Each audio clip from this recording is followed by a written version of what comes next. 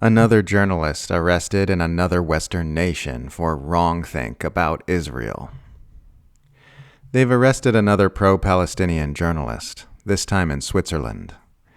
The Electronic Intifada's executive director, Ali Abunimah, has reportedly been detained by Swiss police in Zurich after having been interrogated for an hour and released the previous day when entering the country.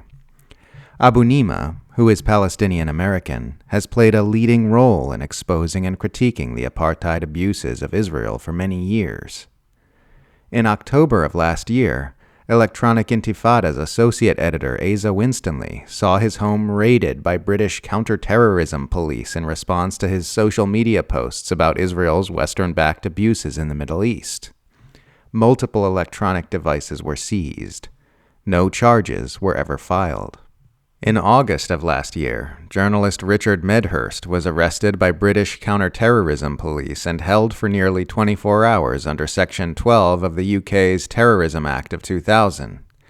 Later that month, a human rights activist named Sarah Wilkinson was detained by police and had her home raided for online speech crimes.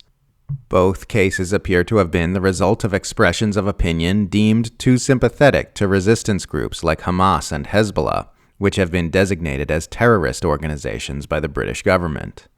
Activists Mick Napier, Tony Greenstein, and Richard Barnard have been similarly persecuted in the UK.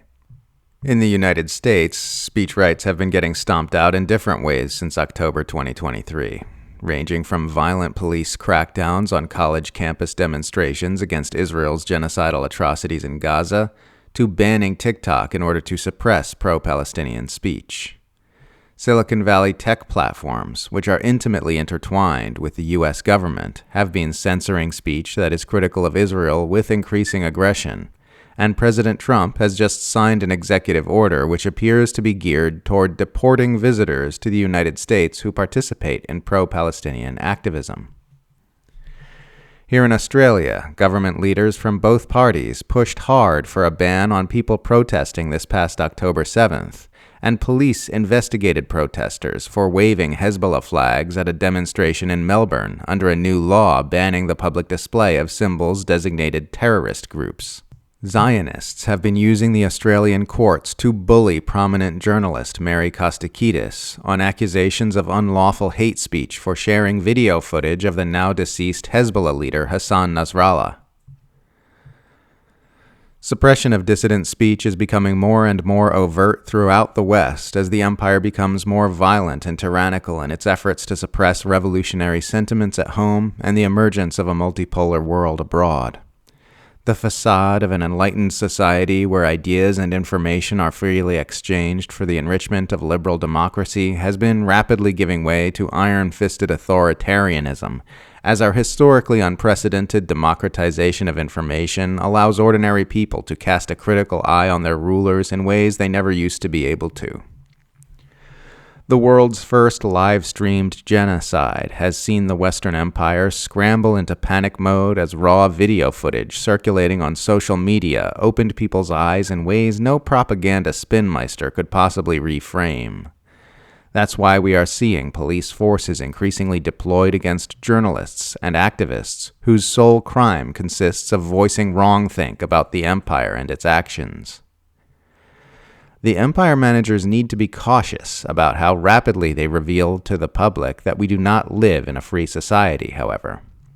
The best way to keep us all mindlessly marching along to the beat of this capitalist dystopia is to deceive us into thinking that we are free. The more they expose their hand, the more they risk awakening a real revolutionary response to this tyranny by showing everyone how locked down our society really is. It will be interesting to see how this tightrope walk plays out. It seems like we're essentially watching a race between the awakening of human consciousness to reality on one side and the efforts of our rulers to shore up total control of this civilization via AI and automated security systems on the other. We either awaken from our propaganda-induced coma in sufficient numbers to rise up and force the creation of a healthy world, or we get trapped in the status quo by empire managers armed with drone swarms, militarized robots, and total control of our information and financial systems until we are annihilated by ecocidal capitalism or omnicidal nuclear brinkmanship. Either way, the world is getting more and more dangerous for truth-tellers everywhere. We should probably do something about that before it's too late.